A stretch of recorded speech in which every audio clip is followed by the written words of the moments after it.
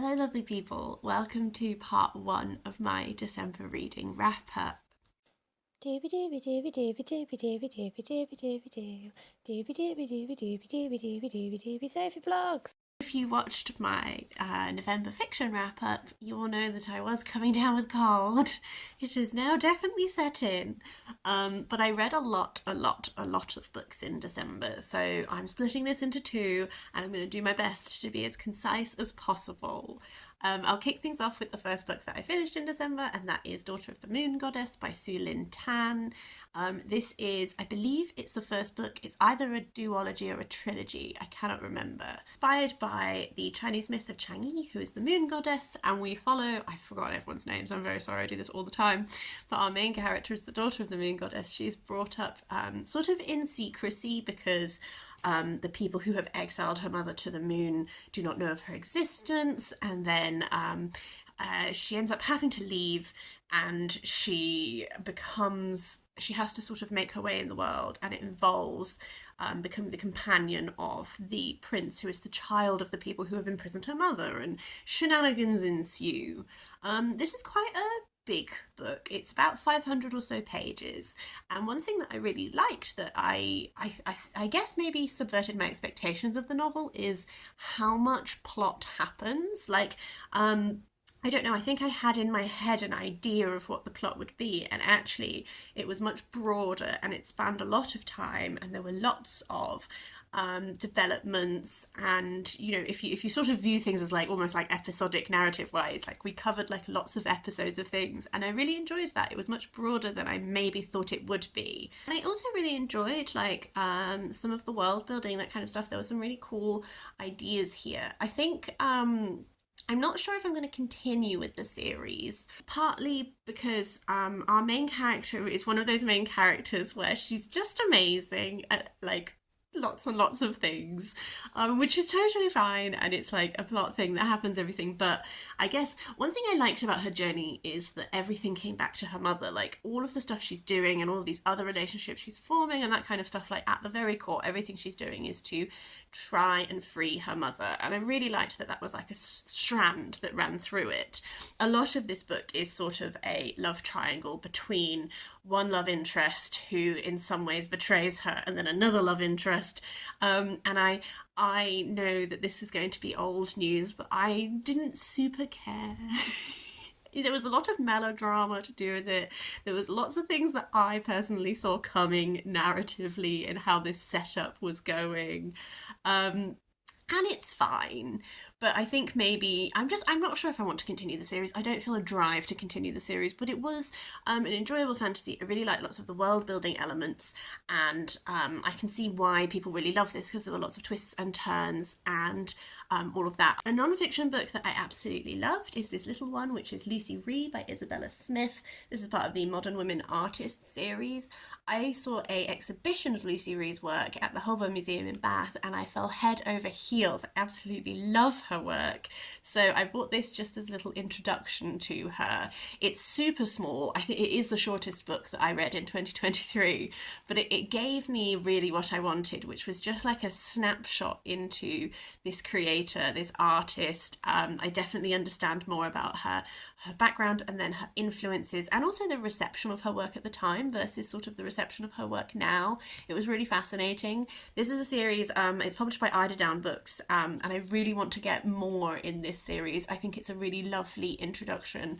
I would like to potentially save up for like a bigger book. When I went to this exhibition, there was like a big book that had lots of her work in and all that kind of stuff, but it was about £40, so I did not buy it.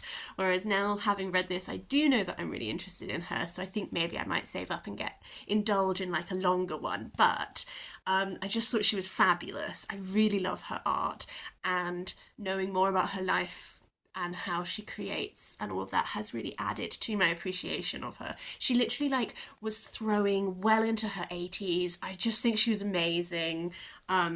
Yeah, she really inspired me. Another 5-star book actually is Miss Major Speaks, which is by Miss Major and Toshio Meronek. Miss Major is very well known. She's a trans woman, she's an activist, She's known for being part of the Stonewall riots, but also lots of other things as well. She's been very influential. This is sort of structured as conversations between her and this other person. You get an introduction at the start, which gives you like a biography overview of her life, and then the chapters are sort of split kind of by talking point topic, and they are just like transcribed conversations. And I liked that transcribed conversation element because I feel like it really added to just feeling like you're with two people who know each other really well, one of whom has such a wealth of life experience, and just getting to sit in on some of the conversations they have with each other. So I really liked that aspect of it.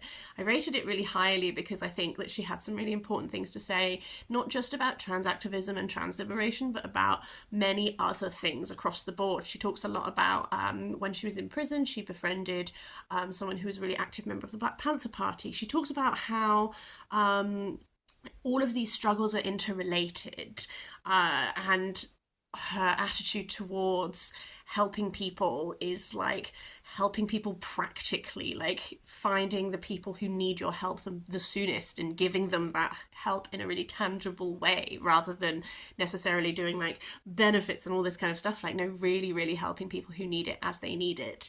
And I really appreciated that. I think I gave it a 4.5 because my only critique is that, particularly because you start with a biographical opening and then they're different conversations, occasionally you did just like repeat and go over ground that has already been established, which is not inherently a problem. It's just, it's quite a short book. So just at times I was like, you're saying some utterly great stuff, but I do know this anecdote because you told me it in your biographical opening bit. After that, should we talk about a DNF? So I did not finish Tell Me Pleasant Things About Immortality by Lindsay Wong, despite the fact that I utterly adore this cover. This is a series of short stories. My friend got me this because she moved to Vancouver, and where she is, I think she went to an author event with this person or something like that. This is a series of short stories, but they are quite horror adjacent, and to be honest with you, that's why I DNF'd it, just because I'm not great with horror, and I'm particularly not good with like body horror stuff. And I read 2 of the stories in this, and I genuinely thought that they were good horror stories. Like, they had really cool ideas at them. Like, one of them is this family who are having like a birthday meal for the dad, and then he becomes possessed by the ghost of a sex worker that he killed. And like that kind of stuff. And the other one is about Tell Me Pleasant Things About Immortality, is about this woman who gained immortality from eating all of these lotus flowers, but now she's like literally so old that bits of her are falling off, and every year people come and they try and eat the lotus flowers to gain immortality, but they just die and all this kind of stuff. So I think that there's some really cool ideas in here. The reason I stopped reading it is just because I'm not good with like visceral body imagery and stuff like this, and I could see from reviews that some of these get a lot more graphic and that kind of stuff, and it's just not something that I can really appreciate. That if you like horror and if you like that kind of stuff, this is probably a book that you will really enjoy. It's just very much like not in my wheelhouse, and I do like to read things that challenge me, but I also don't like to read things that are gonna like scar me. So I gave up on that one. I listened to The Woman in Me by Britney Spears. Everyone has been.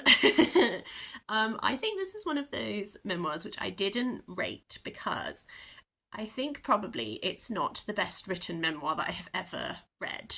I did think that Michelle Williams did a great job on the audiobook narration. She really brought like a lot of character to moments that maybe if I had read them I wouldn't have necessarily got, like the way this was being said with humour, or this was being said with like this, you know, like that kind of element I really appreciated.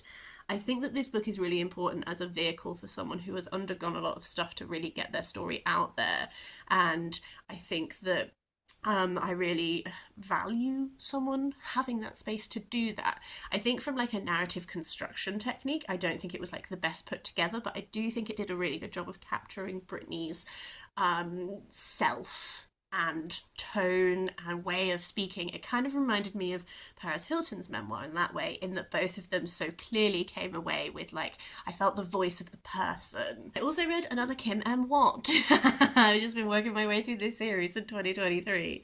This is Coming Up Roses. I don't know what number book this is in the series. I'm gonna say maybe 6, probably 6 or 7.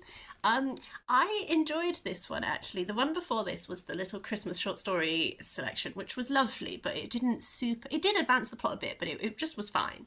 This one I actually really enjoyed because I really like it when Kim M. Watt brings in a thread of something to explore.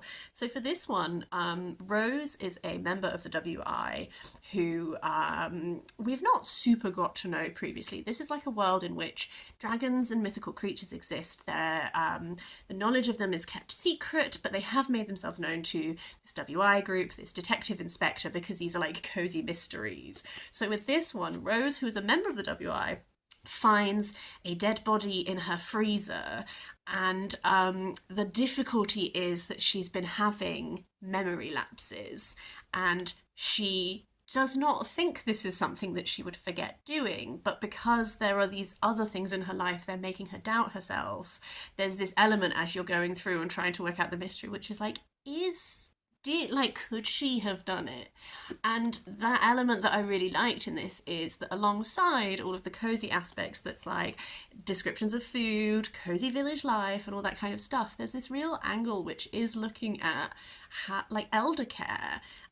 This is a woman who is very independent, but she has people in her life who, like, her daughter keeps pushing for her to have, is it like mental acuity tests and this kind of stuff, and other people doubt her because of her age, and she's incredibly independent, but then there are these signs that maybe things are like slipping at the edges, and this is so like heavy and serious, but as someone who doesn't intend to have children, I think that I've been thinking about what life looks like as you get older, who provides care, unpaid, paid, all of this kind of stuff. And I think like the state of care for older people is something that we really should be investing in and valuing in. People should be able to be as grumpy as they like, but still have a decent quality of life and all this kind of stuff. So not to like bring like a really serious thread in, but what I'm saying is that I really appreciated this look at respecting someone's autonomy, respecting someone's independence, while also looking at, does this person need help? And I thought that was handled in a really great way, and I really enjoyed that like discussion. There's also just like, the usual lashings of like nonsense. There's danger because now there's some supernatural journalism people who are like looking into whether the dragons do exist and all this kind of thing. So there's the usual like silly, light-hearted, fun stuff. But I actually really enjoy it when Kim M. Watt tackles something that is, we did it with access to power and stuff in one of the other books with the local council. Like, I really like it when she takes on a topic and just we have a little like slightly more serious line going. Non-fiction that I read was Art Monsters. I think it's Unruly Female Bodies in Art, I think is the subheading, but all of the books I talk about I always list in the description down below in case I mangle them. Which is by Lauren Elkin. I've previously read Lauren Elkin's book Flanus, which is about women walking the city. Both of these, I think that Lauren Elkin is a really interesting person, and the books that she writes, like on the tin, I'm like, ooh, interesting. I never fully adore them with my heart, but I always find them interesting to read about. So Art Monsters, I think where I like a tiny little bit of friction is I thought that it would be a more unified argument. Actually, it's a series of essays, and each essay sort of looks at a different angle or a specific artist or lots of different artists, but exploring like specific topics. And it is looking at representation of women's bodies in art, but also I think my critique of the collection is that sometimes it just goes a bit off-piste, and there's some essays which I finished and I was like, okay, I don't feel like there was a thread that always tied everything together, but I do think that there were lots of essays on interesting topics. I will say that a lot of the art being looked at is also art that I'm not super familiar with, so that was great in many ways because it really expanded my knowledge into like a section of art that I've not really looked at, I would say there's a core that's like looking at female performance artists who were big in like 70s, 80s, up to contemporary times, but there's definitely like a core that's really based in like the 70s, I think. And it looks at it from lots of different angles and lots of different artists and all of this kind of stuff. Some of the essays definitely worked better for me than other ones, but it was interesting. It didn't fully. Loads of people love this. I'm in the minority here. This has so many good, like, lovely reviews.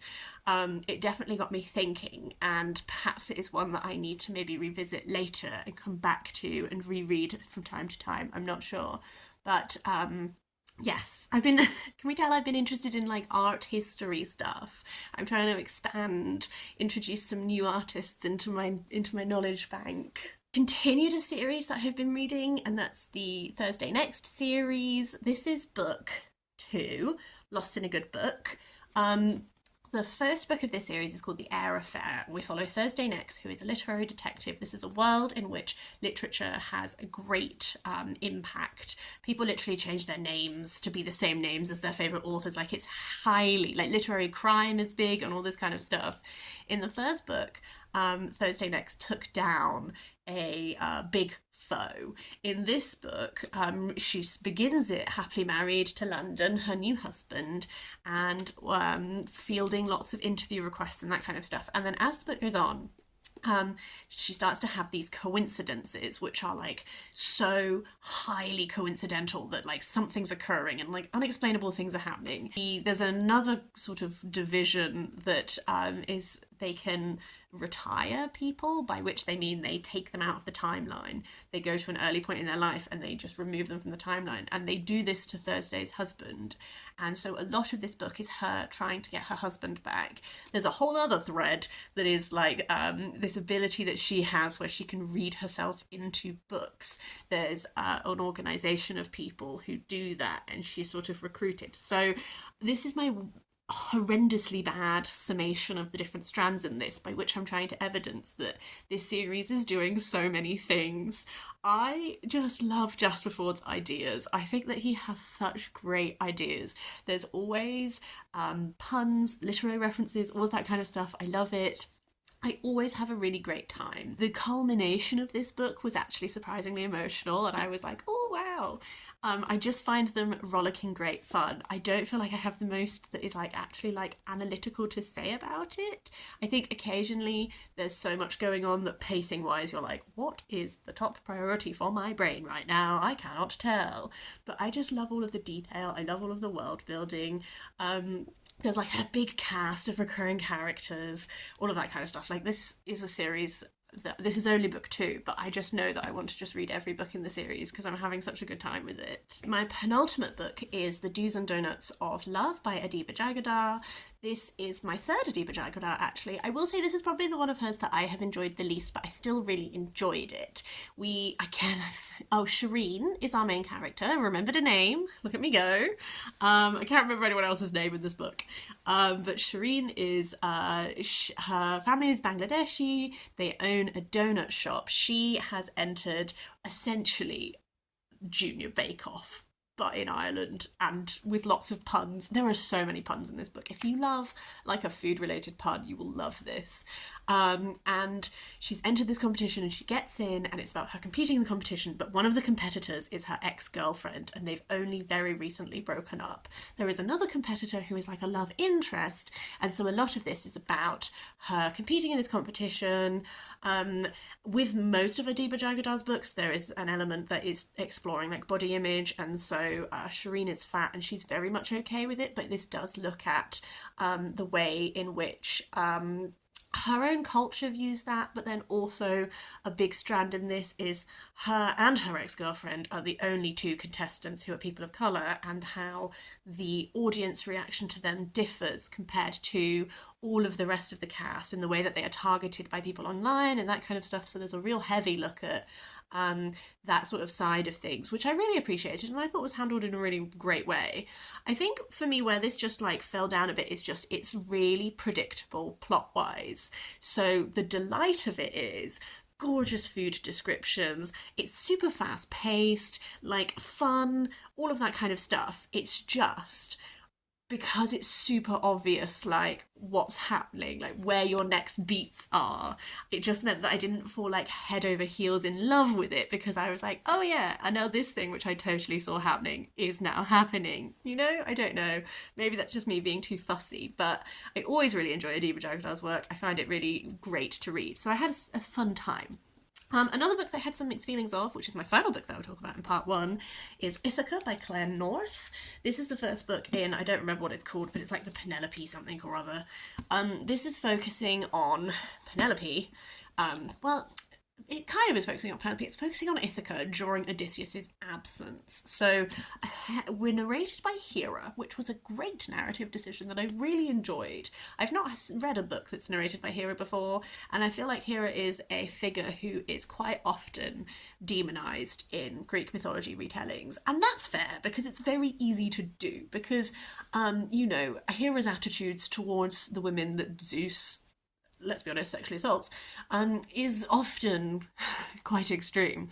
But what I did really like the angle of this that was Hera, and getting like an insight into like what it must be like to be like that goddess and the role that she actually has, because contemporarily none of these gods and goddesses were vilified. They were all deified for different purposes and different reasons.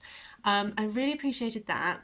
There's obviously a strong focus on the women in myth in this. Penelope is one of the characters that we look at the most, and we look at how during Odysseus' absence she is trying to maintain this balance that is so hard to maintain between suitors that are really trying to take the piss and not favouring anyone too much, protecting her son but also not babying her son, and Telemachus has a big focus. We also look at like raiders who are coming to Ithaca and sort of building up this resistance against them through women, but not making it explicit because you can't challenge male leadership too much and all this kind of stuff. So there were lots and lots and lots of perspectives in this. I think sometimes that was potentially to the detriment, is that because there are so many perspectives and because you are viewing it from almost like this little step back Hera, occasionally like you just don't necessarily feel super connected to that many people. As part of this, we get Electra and Orestes come to to Ithaca, searching for Clytemnestra, and I think I can really tell that this author really likes Clytemnestra. I really appreciated the portrayal of Clytemnestra as like the way that I found it touching, the relationship that Hera had with Clytemnestra as this like woman who absolutely refuses to live by anyone else's rules but therefore must suffer for it. And I liked the way it was set up between like Penelope, Clytemnestra and Helen, and I believe that the next book will focus on Helen much more strongly, which will be interesting. I don't know if I'm going to read it. I just think that for what this actual book is doing, it's very long. Like when you distill the plot down, there's a lot of this which is just like, here we are, still exploring this topic. So I think I just got a bit impatient with it. So I really liked the narrative style and that kind of stuff. I just, like, I didn't love this. And it didn't, like, you know, when you're just like, do we need this long to tell the story you're going to tell? And then it's a trilogy. I don't know. I feel like I'm just really fussy when it comes to Greek myth retellings. And I have very particular opinions about portrayals of people and all that kind of stuff. I don't know. I'm very fussy, apparently. I make no apologies for this. That is everything I wanted to talk about for part one. I will hopefully post part two soon. But in the meantime, I would really like to hear, have you read any of these? And if so, what were your thoughts? How did you find them? Or what was the best thing that you read in December? Do let me know. Please do leave a comment down below if you fancy it.